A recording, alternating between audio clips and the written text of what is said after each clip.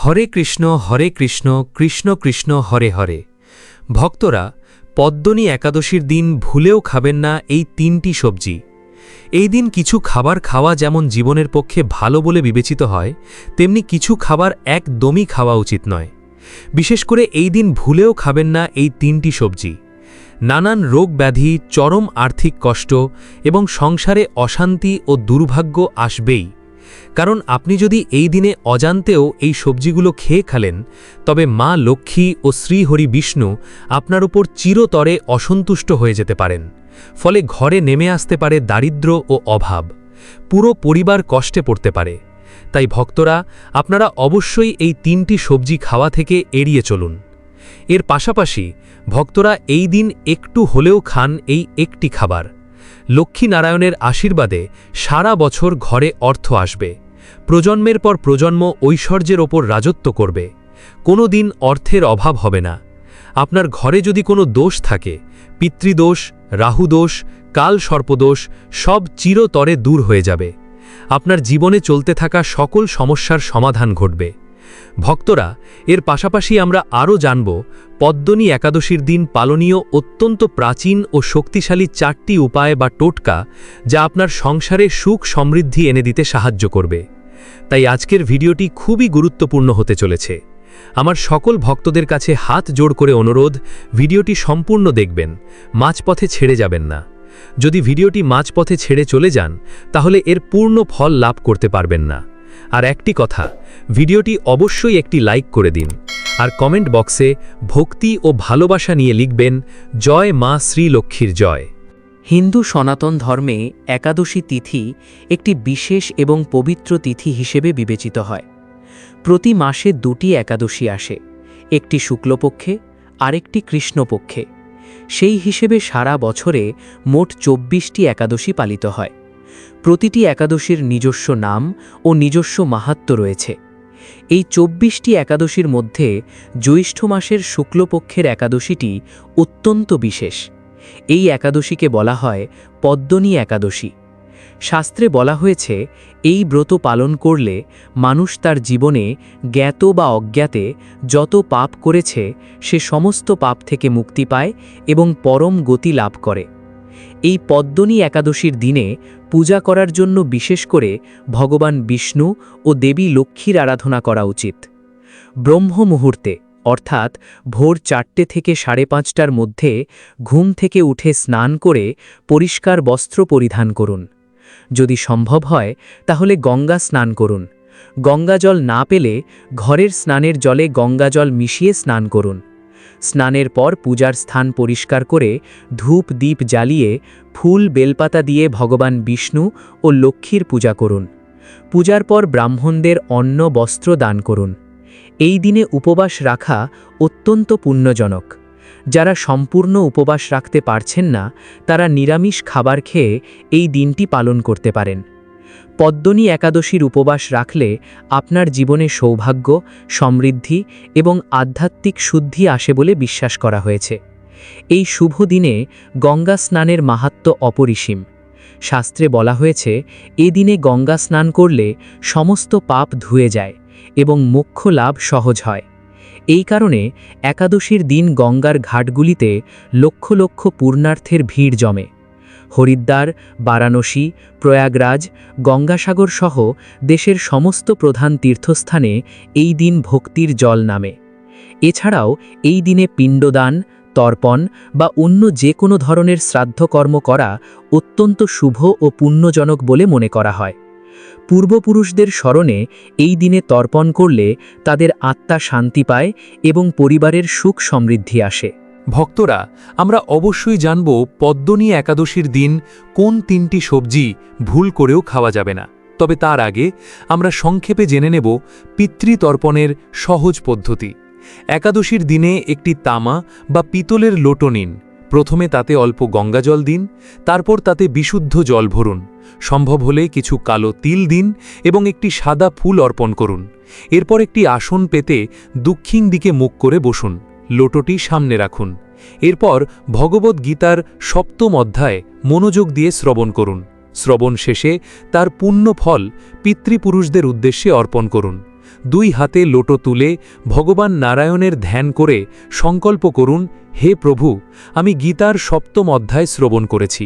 এর যে পূর্ণ ফল তা আমি আমার পিতৃপুরুষদের অর্পণ করছি। তারা যেন এই পূর্ণ গ্রহণ করেন ও তৃপ্ত হন। আপনি চাইলে নির্দিষ্ট কোনো পূর্বপুরুষদের নাম স্মরণ করে তর্পণ করতে পারেন, অথবা সর্বে পিতৃ বলে সকল অজ্ঞাত ও পরিচিত পিতৃপুরুষদের উদ্দেশ্যে পূর্ণ ফল তর্পণ করতে পারেন।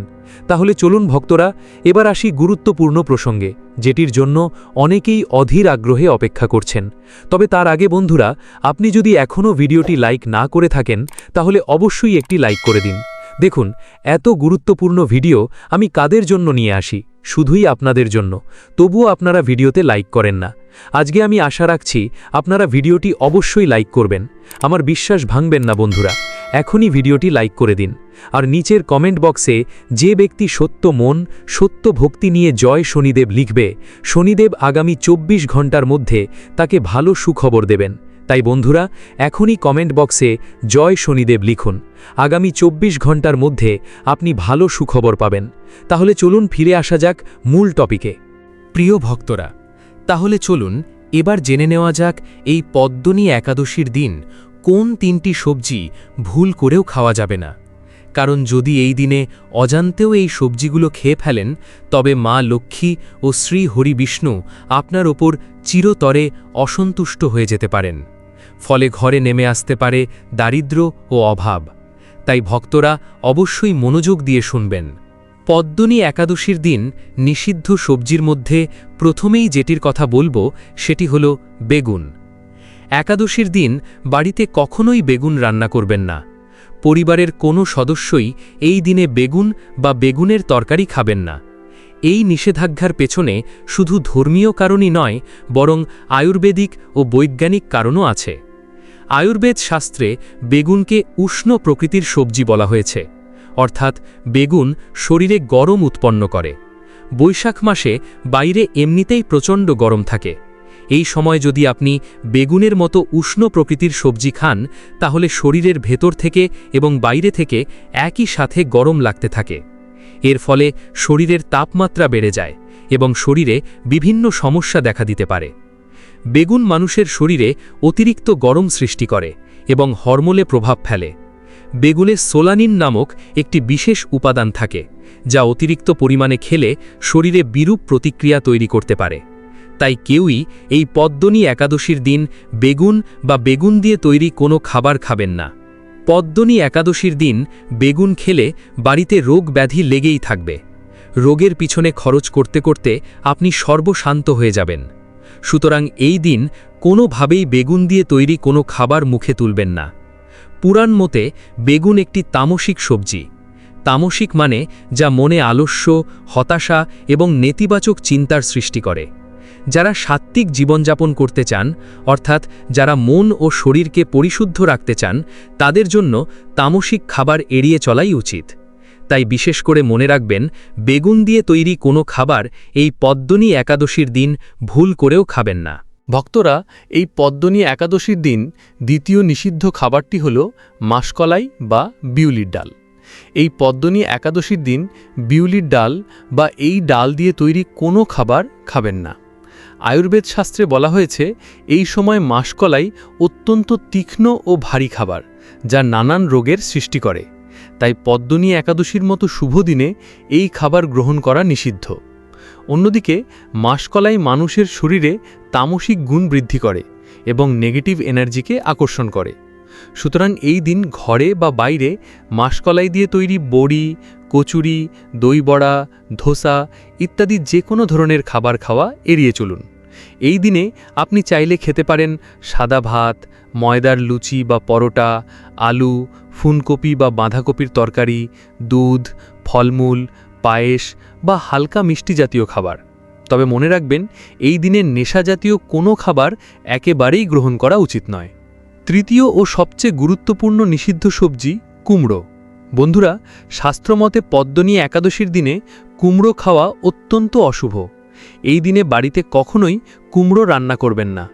পরিবারের কেউ যেন কুমড়ো না খায় সেদিকে বিশেষ খেয়াল রাখবেন। বিশ্বাস করা হয়, এই দিনে কুমড়ো খেলে বাড়িতে রোগ ব্যাধি লেগেই থাকে এবং সংসারে অশান্তি বাড়ে, আর্থিক সমস্যা দীর্ঘস্থায়ী হয়। তাই এই দিন কুমড়ো ভাজা, কুমড়োর তরকারি, কুমড়ো দিয়ে তৈরি যে কোনো পদ সম্পূর্ণভাবে এড়িয়ে চলুন।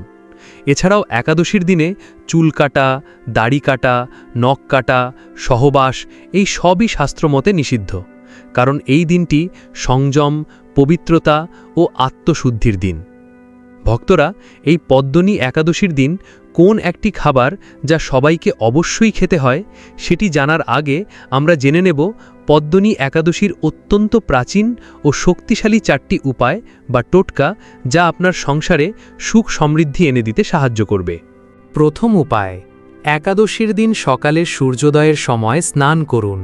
স্নানের জলে অল্প কালো তিল ও 1 চিমটি হলুদ মিশিয়ে দিন। এইভাবে স্নান করলে পাপ ক্ষয় হয়, নেতিবাচক শক্তি দূর হয় ও আর্থিক উন্নতির পথ খুলে যায়। শাস্ত্রে বলা হয়েছে এই স্নান মানসিক ও আধ্যাত্মিক 2 দিক থেকে অত্যন্ত শক্তিশালী। দ্বিতীয় উপায়, একাদশীর রাতে একটি লাল কাপড় নিন আর তার মধ্যে রাখুন 7টি তিল, 7টি চাল, একটি 1 টাকার কয়েন। এগুলি একসাথে বেঁধে মা লক্ষ্মীর ছবি বা মূর্তির সামনে রেখে দিন। পরের দিন সকালে এই পুটলিটি তুলে আপনার মানিব্যাগ, আলমারি বা যেখানে টাকা রাখেন সেখানে রেখে দিন। এর ফলে সংসারে সঞ্চয় বাড়ে, অপ্রয়োজনীয় খরচ কমতে শুরু করে। তৃতীয় উপায়, একাদশীর সন্ধ্যায় একটি মাটির প্রদীপ নিন। তাতে তিলের তেল বা সর্ষের তেল এবং মাত্র 3টি কালো তিল দিন। এবার প্রদীপটি জ্বালান, বাড়ির পূজার ঘরে অথবা বাড়ির প্রধান দরজার কাছে। প্রদীপ জ্বালানোর সময় মনে মনে মা লক্ষ্মী ও ভগবান নারায়ণকে স্মরণ করুন। এতে করে সংসারের আর্থিক বাধা দূর হয়। এর ফলে ঘরে অর্থের স্থায়িত্ব আসে এবং অযথা টাকা বেরিয়ে যাওয়া বন্ধ হয়। ঘরে শান্তি ও সমৃদ্ধি বজায় থাকে। চতুর্থ উপায়টি হল পদ্মনী একাদশীর পরের দিন দ্বাদশী তিথিতে গরুকে সবুজ ঘাস ও আটার রুটি খাওয়ান। এতে ঘরে মা লক্ষ্মী স্থায়ী হন এবং হঠাৎ কোনো বিপদ হওয়ার সম্ভাবনা কমে যায়। শাস্ত্রে বলা হয়েছে পদ্মনী একাদশীতে ভগবান বিষ্ণুর সাথে দেবী লক্ষ্মীর কৃপা একসঙ্গে পাওয়া যায়।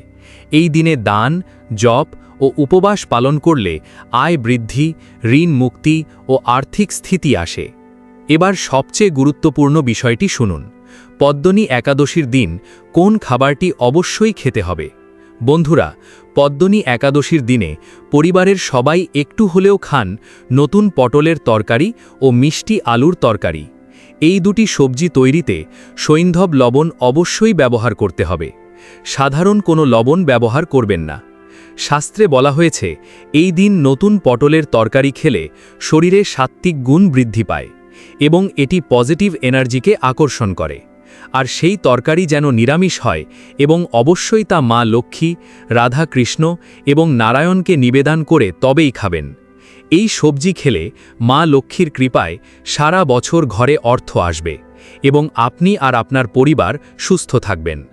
প্রিয় ভক্তরা, ভিডিওটি দেখে যদি ভালো লাগে এবং উপকৃত হয়ে থাকেন তাহলে অবশ্যই একটি লাইক করবেন এবং আমাদের চ্যানেলটি সাবস্ক্রাইব করে পাশে থাকা বেল বাটনটি অন করে রাখবেন।